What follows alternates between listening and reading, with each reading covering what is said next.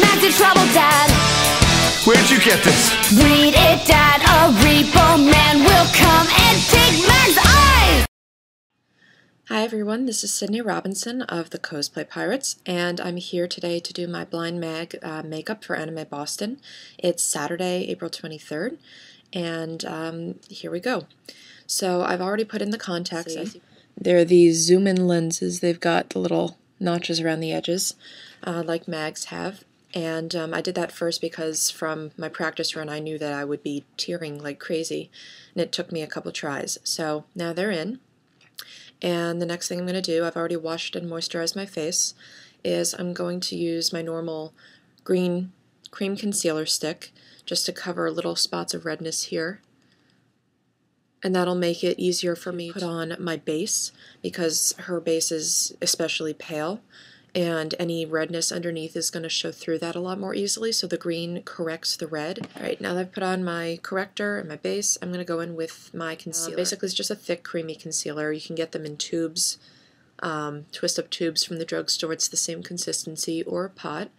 And I like the thickness of it. It covers very well, especially because my skin is so light. Most redness I have shows up very easily on it. I'm also going to go up a little more on my bottom lip, because later I'm going to draw a different shape. Her lips are a little thinner than my bottom one. Sitting in front of a window with natural light, which is the best way to do your makeup always.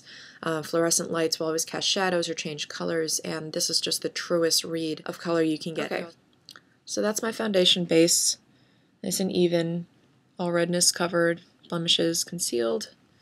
If you're using foundation for whatever reason, of course you want to blend it a little more into your jawline, but this I know matches my skin very well, so I'll stop there. I always do eyebrows next. Now, I actually didn't fill mine in very much at all, because Blind Mag has fairly thin brows, but mine are a little over-tweezed in places, and I'm going to lightly fill them in, same way I normally fill them in, except thinner. I take the end of a double-ended brush. This is Essence of Beauty from CVS. Thin brush, and I use this with a little bit of eyeshadow, L'Oreal Matte Black Shadow. Nothing sparkly in the eyebrows. Just lightly fill them in. Nothing too harsh, especially with these. I want to keep them pretty thin. Little areas of over-tweezing, just fill it in. Make it a nice clean line. And I'm always a little messy with this. I go back in with a pointed Q-tip and then clean it up, so no worries as to why it's slightly messy. So as I said, now this is a little messier and thicker than I'd like it to be. So I'm going to go in with a Q-tip, but before I do that, I'm actually going to use some hairspray, which is my strange little trick. I use hairspray on a brush like this, basically the kind that's meant to brush out eyebrows. And I just take a little on there and brush the eyebrows in the direction I want them to stay, because my hair is very, very thick and it always moves. Never stays in place, does what I want it to do, so this ensures that it will not move from the position I want it in all day. You can also use an eyebrow gel if you have thinner hairs. I just know that for mine that doesn't work. I'm going to take a little bit of water, a dish here, and I'm using a pointed Q-tip. One end is flat on the other end. They're also, for like fashion things, they say you can like fix lip liner, smudges, things like that. But I use them mostly for this. So I take the pointed end, holding it flat against my skin, and I just run it along with the water, and then I use the flat end, go right under it, and clean up the excess, and use it like a little paint tool, or removal of paint tool, I suppose, and get a nice clean edge. I also go along the top then, cleaning that shape up and using the edge of the flat end. I take off the excess. So now I have a nice clean shape there. Great. So now I have an eyebrow shape that I'm really pretty happy with. It's still nice and thin. So next thing I'm going to do, I take the other end of the brush that I use for the eyeshadow, and I use this part as my concealer brush, and it's nice and thin, and I actually paint concealer along the edges like I'm going to do now. I dip it in my concealer, both sides, and then I scrape off the excess on the edge here, because I don't want very much at all. Then I hold it with the flat part against my face, but I'm using the very edge. And using that edge, I go along the top of my eyebrow.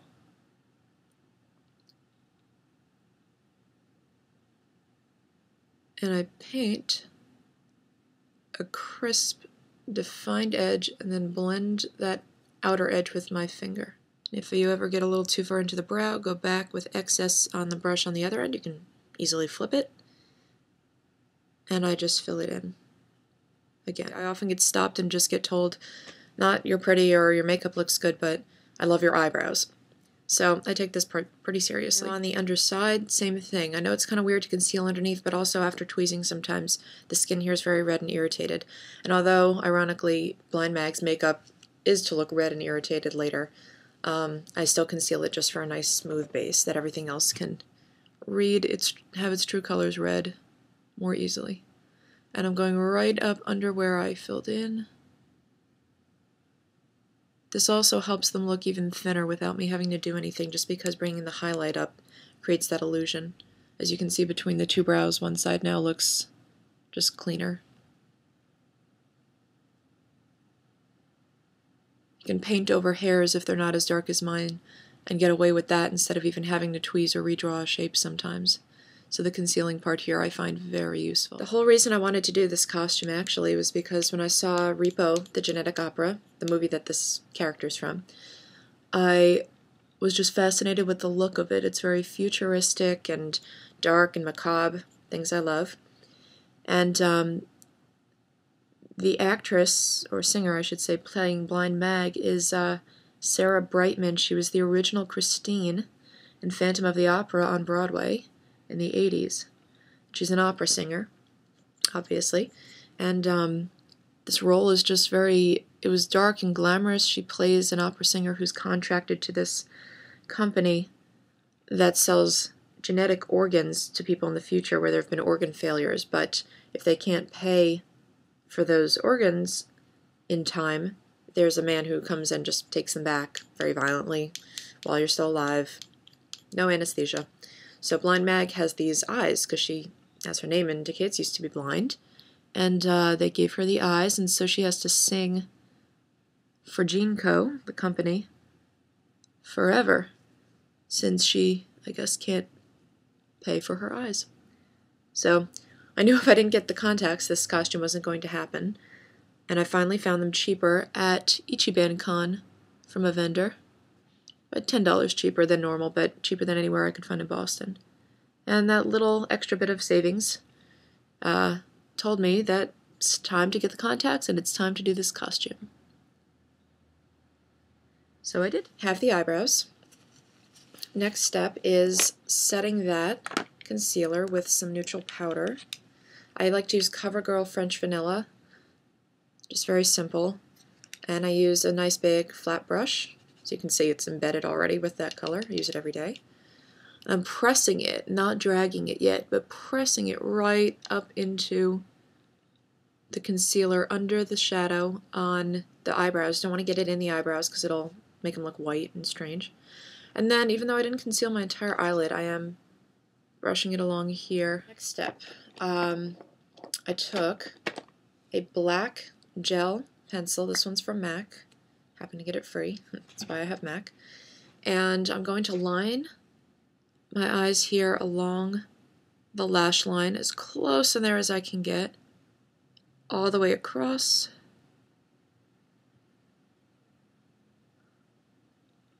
To the end. Ooh, don't flip the eyelash in, I'll be in trouble. And then I'm also going to draw that shape all the way up here for where I want it. One of my eyes is double-lidded, as you can see. It's got a little overhang, so I always go a little bit above that to create the illusion that my eyes are even.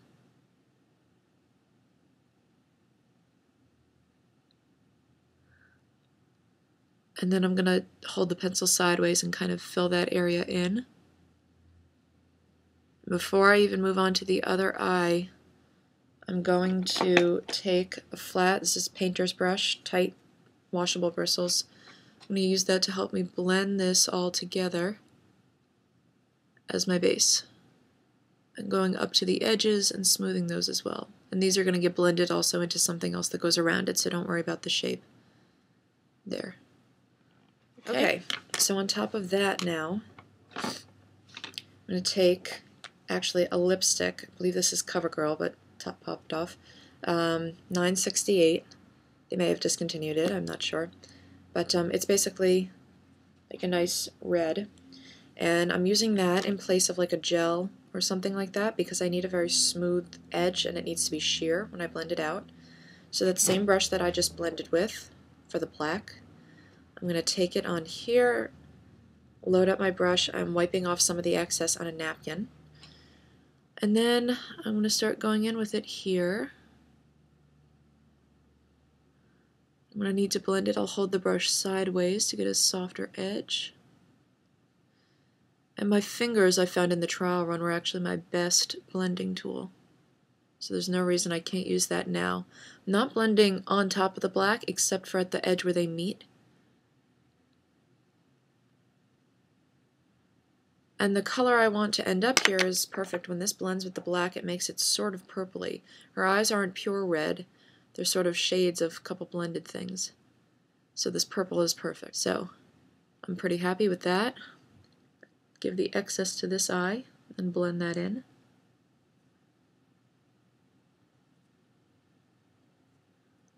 And it's okay if I go a little over the board at the edges because I haven't set my face with powder yet, you'll notice. And the reason I don't do that is if you mess up or you need to blend or you have a smudge somewhere, much easier if you don't have to go through wet and dry. You just have to go through the wet, which is the cream, basically, the concealer. Alright, now I'm going to go back in with the brush so I can get a little more precise and blend that edge better the way I want. The thing that is difficult about this makeup that I keep encountering is I want to get a really nice blended edge. This eye is still giving me trouble in that doesn't look very blended. It's pretty precise. Because I'm very used to doing precise edges and being perfect, but this is not exactly that kind of makeup, so it's a good challenge for me. I do want it to look precise, though. This is not a bruised eye for her. This is her makeup, really. So you have to consider probably how they determined coming up with this for the character in the movie, which is the original source, and you can make your own interpretations from there, which is what I'm doing. So I figure her eyes are probably red due to the kind of surgery she had when her eyes were replaced, and that's sort of a trademark of her look, because she's known for her eyes and her voice.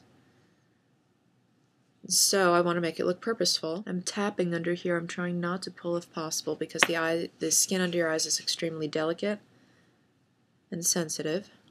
You can also go back in with a tissue and just help clean up that edge because my fingers are very smudgy from blending at this point. What I want to do is go back with that black gel pencil I was using, and I have to line the entire bottom lid, line, edge to edge, in the corners. And I also want to go in the waterline here, which you want to be really careful with so you don't scratch your cornea or anything else in your eyeball area. And next thing I'm going to do is go in with actually the end of the brush that I used on my eyebrows, because it's got black shadow in it, and I'm going to help blend this out to be a little smudgier. Next thing I'm going to do is go in with my black eyeshadow. I'm using Maybelline. It's a smoky quad. I'm going to use the blackest black in here. Take it on a brush. I'm going to wet it with just a little bit of water because I want the black to be really intense. And it helps it stay on and not flake also and drop onto your other makeup. So just going to cover that in here.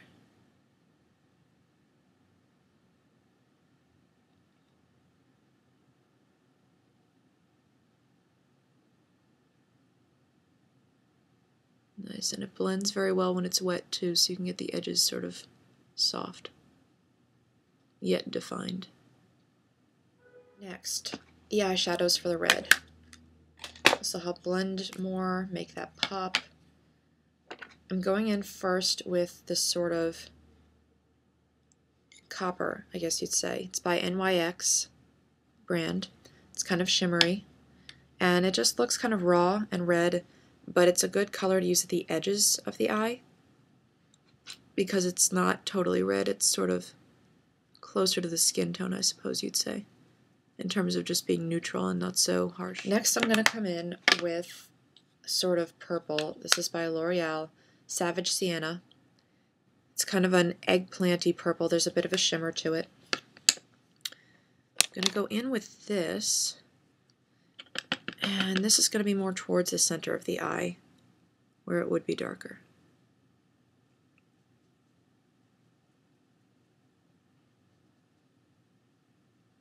And help blend the black in too.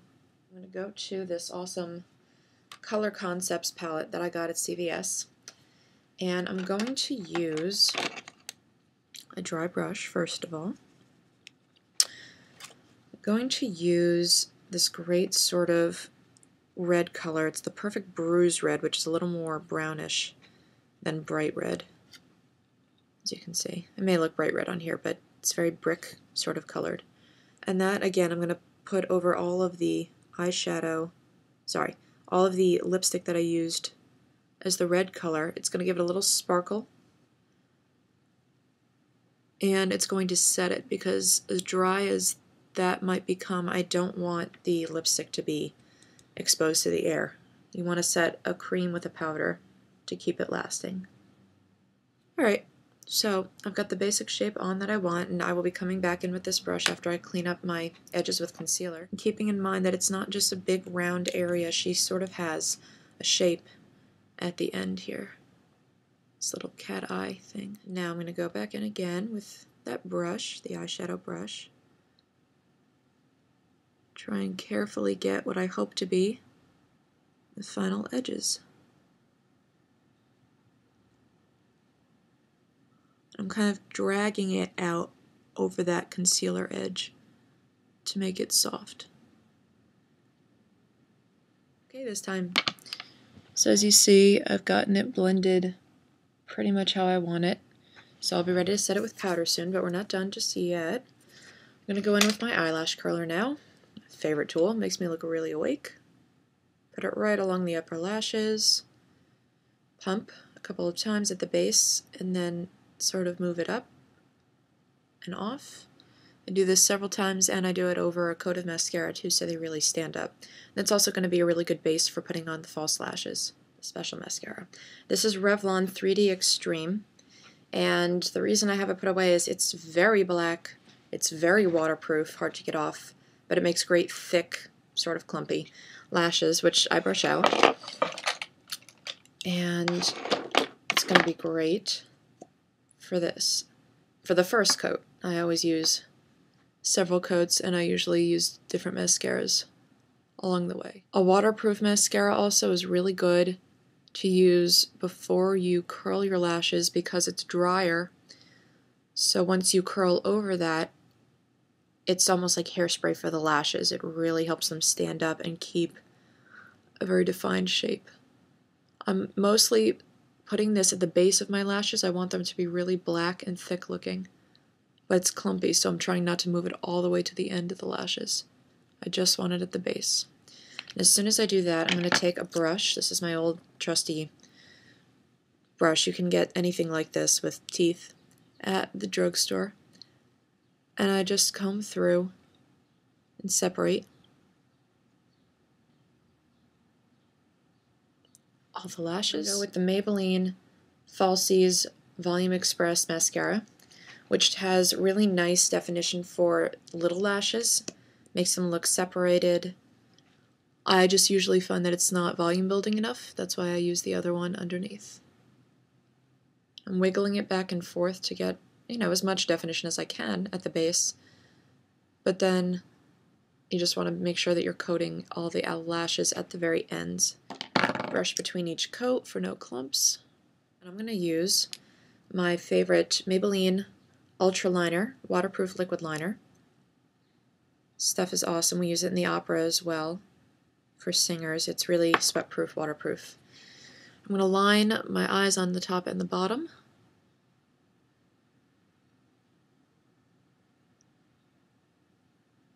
For extra definition over all the eyeshadow.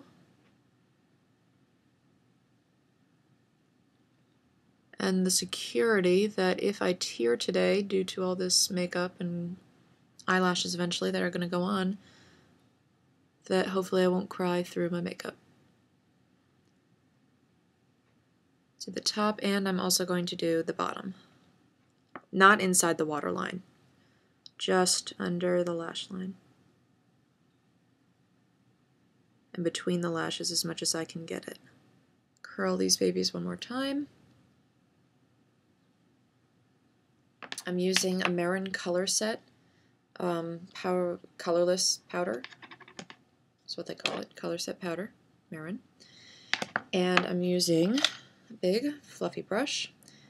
And because it's a loose powder and it's white and it's going to get everywhere, I tap the excess off as much as possible. Can't stress this enough.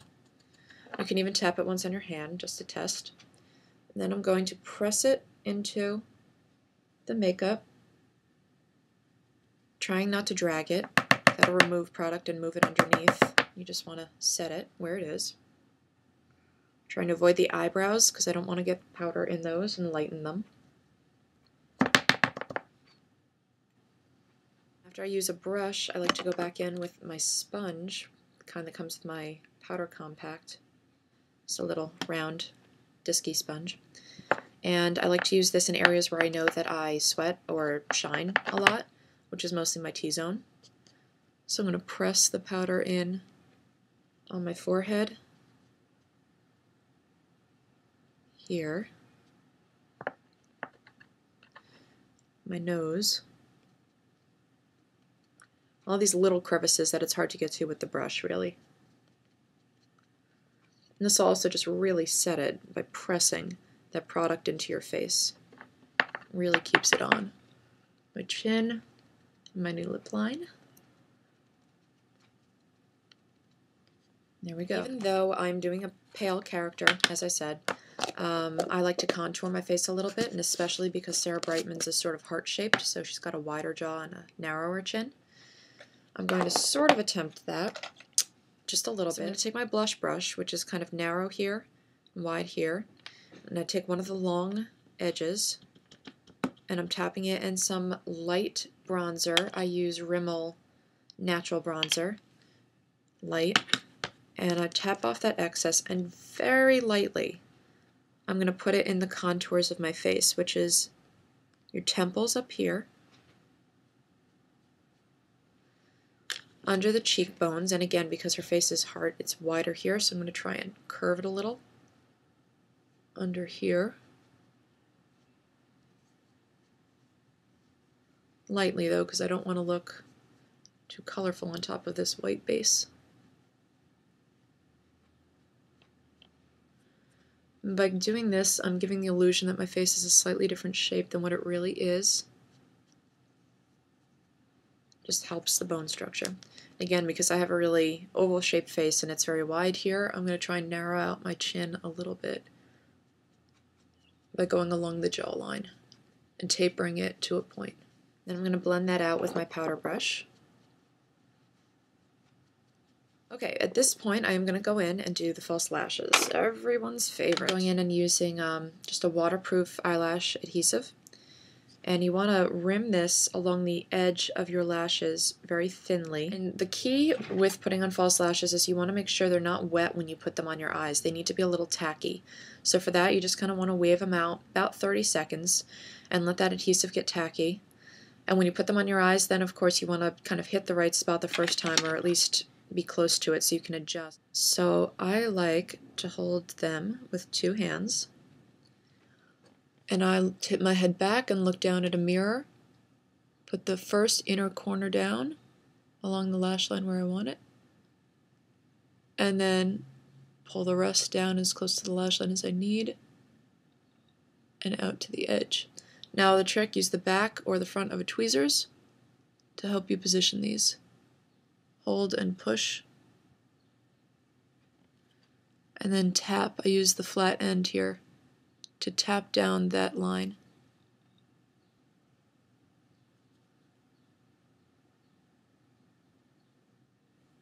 There we go.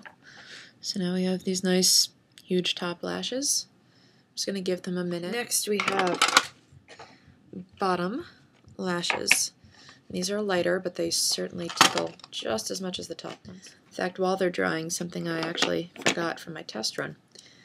I'm going to use Maybelline Great Lash Waterproof Mascara, my favorite. I'm going to go along the bottom lashes and just give those a little definition. I'm going to put on the bottoms. Tipping your head down, looking up at something like a mirror. It's good. As close to the lash line as possible. Get them there. Tap them in. And then press them down a bit so they lay the right direction. I'm going to add back just a little more liner while I'm here. Hides that edge better. And I'm going to take my blush brush again. And I'm going to take some blush. I've been using Maybelline Fit Me blush in light pink. It's very subtle, kind of near my skin tone, which is good because I don't want to make it look like she's really got, like I said, too much color to her face. She is kind of ghoulish looking. So I'm going to keep the blush towards the outer part of my cheek and blend it in a little. Normally I would smile and concentrate it here, but I'm going to just kind of make a shadow that sort of comes in from the side of the face. So I stay right above that contouring that I did before.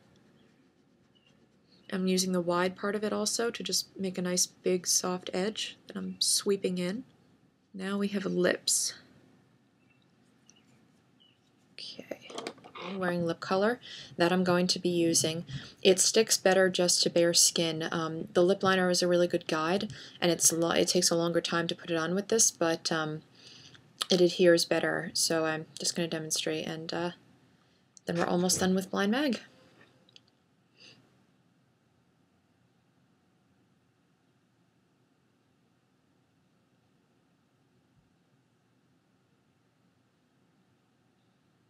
This kind of color has to dry first before you can put on the gloss coat, and that's what helps seal it all day. But basically, this is the look. So, minus the gloss coat, this is Blind Mag. Brought to you by Sydney of the Cosplay Pirates. Enjoy, everyone. Repo